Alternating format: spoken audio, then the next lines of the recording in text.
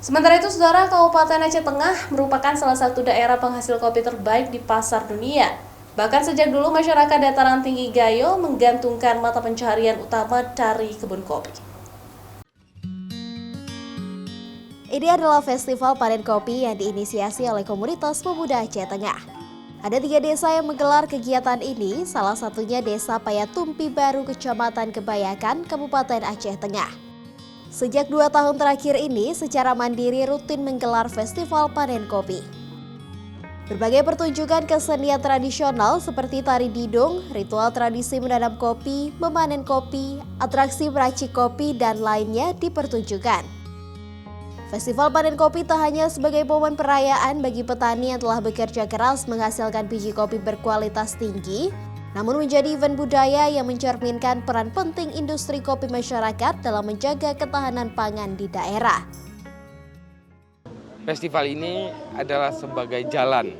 Nah, jadi dari awal kita bilang ke masyarakat bahwa kita tujuannya bukan festivalan, tapi festival ini kita anggap sebagai media, sebagai alat untuk membangun desa. Nah, akhirnya begitu yang pertama, desa ini unjuk gigi dari festival, menunjukkan seluruh potensi. Setelah itu banyak dampak yang karena di perhelatan yang pertama di desa ini banyak dikunjungi orang dari Medan, dari Banda Aceh dan lain-lain gitu. Terus melihat potensi desa ini gitu. Desa Payatumpi Baru merupakan salah satu desa dari 230 desa yang masuk dalam program pemajuan kebudayaan desa yang diinisiasi sejak tahun 2021 oleh Direktorat Pengembangan dan Pemanfaatan Kebudayaan Kementerian Pendidikan, Kebudayaan, Riset, dan Teknologi.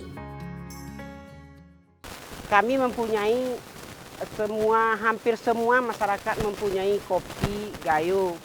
Otomatis perekonomian kami di Payatumpi Baru, khususnya di Gayo, sangat terbukti karena dari kopi kami bisa menyekolahkan anak, kuliah, malahan sebagian kami lihat naik haji pun dari kopi.